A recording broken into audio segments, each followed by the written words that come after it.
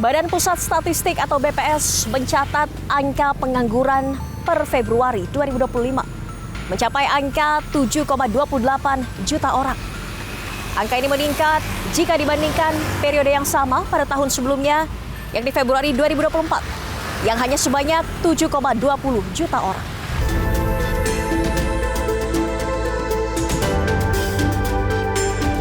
Sementara berdasarkan proyeksi Dana Moneter Internasional IMF per April 2025, angka pengangguran Indonesia diprediksi akan mencapai 5%. Angka pengangguran ini menyebabkan Indonesia menempati posisi tertinggi kedua di antara negara-negara berkembang di wilayah Asia Pasifik. Posisi pertama di wilayah tersebut ditempati oleh Cina dengan angka pengangguran 5,1%.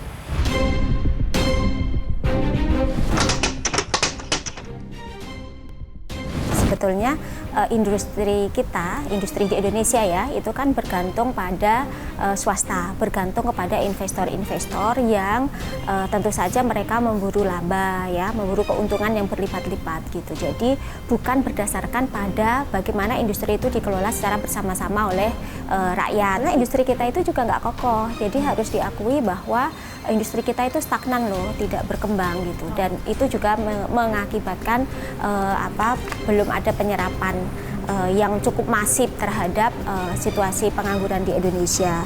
Terus kemudian situasi itu juga didorong oleh situasi dunia pendidikan kita. Anak-anak bangsa kita itu sebetulnya berada dalam posisi yang tidak diuntungkan dari sistem pendidikan di Indonesia, sehingga pada saat angkatan kerja masuk dalam usia produktif tidak bisa terserap. Kan dunia usaha juga menyampaikan bahwa mereka-mereka yang lulusan SMA, SMK, sarjana itu mesti butuh dilatih dulu ya, dan itu kan cost tersendiri ya. Kalau saat ini ya, kalau kita berbicara pemerintah sudah melakukan upaya ya, ada job fair gitu, tapi memang itu kalau dalam persepsi kami itu memang masih formalitas ya. Memang jadinya Kementerian Ketenagakerjaan itu juga menggalang upaya ya sana sini gitu, tapi itu hanya menyelesaikan problemnya yang di permukaan gitu, bukan di dasar.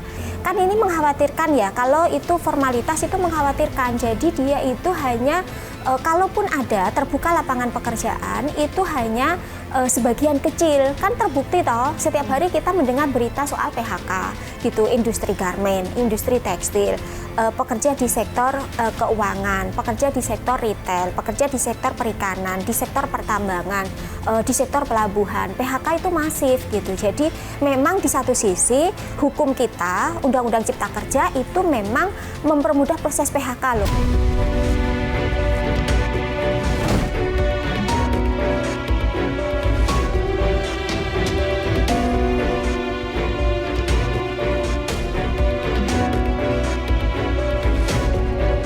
Makanya kan kita menolak ya adanya Undang-Undang Cipta Kerja itu gitu, karena membuat informalisasi tenaga kerja itu semakin masif gitu. Jadi itu yang kami bilang bahwa job fair itu memang tidak akan bisa menyelesaikan problem jangka panjang. Indonesia ini kan kaya banget gitu, tapi kenapa kok angka pengangguran bisa sampai 7 juta?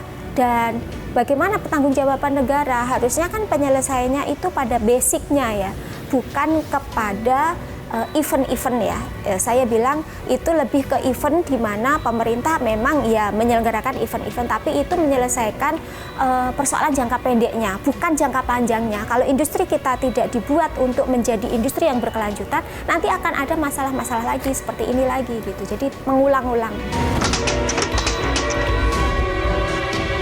Pengaduan kami banyak ya, yang tadi aku sebutkan kan kami itu lintas sektor ya, anggota kami yang di sektor pertambangan juga ada PHK ya, padahal kan tambang itu juga industri yang saat ini sedang dilirik ya oleh para investor. Terus di pelabuhan juga ada PHK, Union Busting juga ada, PHK di sektor garmen banyak sekali anggota kami. Kemudian di sektor perikanan, industri jasa juga ada PHK. Jadi ratusan orang ter-PHK, mayoritasnya adalah perempuan dan mereka adalah pencari nafkah utama di dalam keluarga gitu. Jadi PHK ini momok yang terjadi di mana-mana. Apakah ini situasi yang pura-pura. Ini tidak pura-pura, ini fakta. Ini fakta bahwa ada situasi PHK yang masif dan ini mesti diatasi oleh pemerintah. Dan cara mengatasinya tidak hanya dengan membuat job fair. Pemerintah mesti punya keberanian lebih untuk mengelola industri dasar kita, gitu. Dengan menggunakan sumber daya yang kita punya dan memberi kepercayaan kepada rakyat, kepada serikat-serikat buruh untuk mengelola secara langsung dengan prinsip itu tadi, ada asas kekeluargaan, kemudian kita lakukan secara transparan, ada keterbukaan satu sama lain sehingga kita juga berpikir apakah industri yang kita bangun ramah lingkungan atau tidak, berkelanjutan atau tidak. Dalam upaya menekan angka pengangguran, Suku Dinas Tenaga Kerja, Transmigrasi, dan Energi Kota Administrasi Jakarta Barat menggelar job fair secara serentak di 2 lokasi berbeda pada 3 hingga 4 Juni 2025. Sebanyak 3.504 lowongan tersedia di job fair yang diadakan di 2 lokasi, yakni GOR Tanjung Duren dan GOR Kebonjeruk Jakarta Barat. Untuk mengetahui langsung seperti apa job fair yang digelar oleh Suku Dinas Tenaga Kerja, Transmigrasi, dan Energi Kota Administrasi Jakarta Barat, tim iNews Files mendatangi salah satu lokasi job fair yang berada di GOR Kebonjeruk. Para pencari kerja masih antusias menghadiri gelaran pameran bursa kerja di hari kedua ini.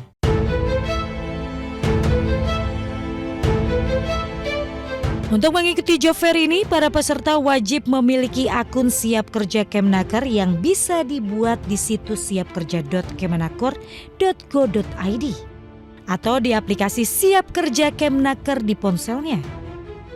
Jika telah memiliki akun Siap Kerja Kemnaker, saat tiba di lokasi job fair, peserta dipersilahkan untuk melakukan validasi kehadiran melalui scan barcode. Jika validasi sudah selesai, peserta bisa masuk ke area job fair.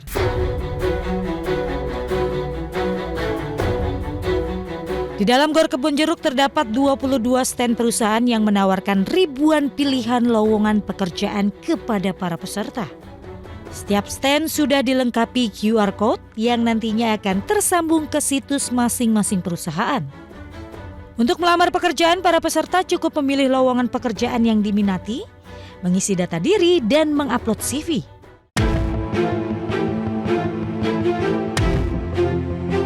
Selain mendaftar secara online dalam job fair ini, setiap perusahaan juga menerima lamaran peserta yang dikirimkan secara langsung.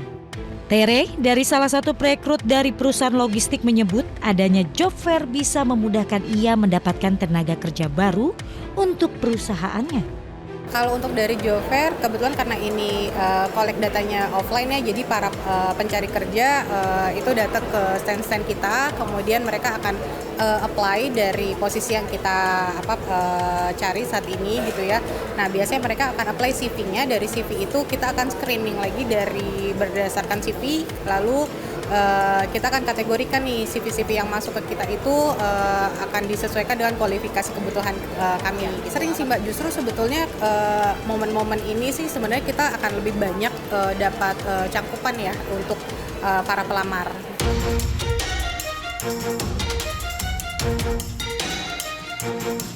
Job fair kali ini didominasi oleh Gen Z yang baru lulus kuliah.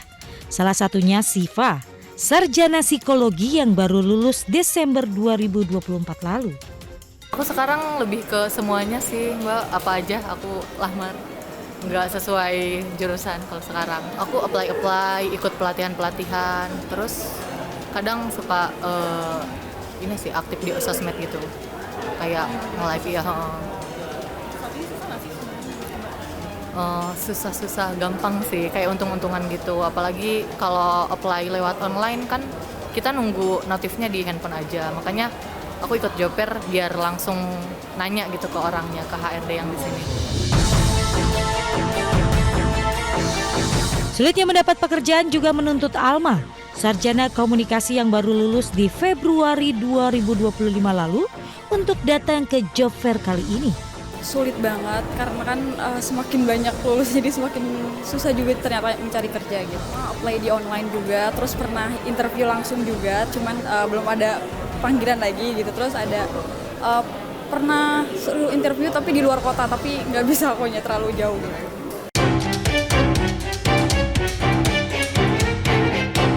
Selain Gen Z, para peserta job fair juga berasal dari karyawan yang ingin mencari pekerjaan baru. Kolas mengaku sudah datangi ratusan pameran bursa kerja demi mendapatkan pekerjaan sesuai dengan yang diharapkannya.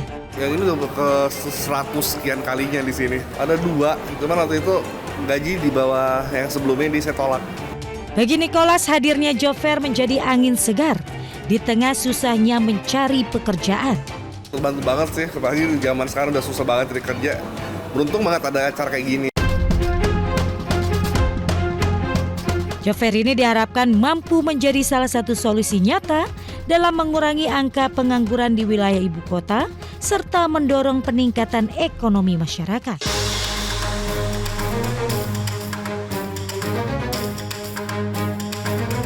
Di tengah situasi global yang tak menentu dan lemahnya roda perekonomian Indonesia, pemerintah harus peka terhadap kondisi rakyatnya.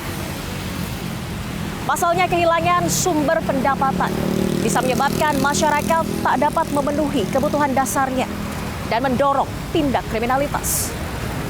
Masyarakat butuh ketegasan pemerintah untuk bisa membuka lapangan pekerjaan seluas-luasnya. Jadi jangan bilang Anda tidak tahu akan permasalahan ini, karena kami sudah memberitahukannya.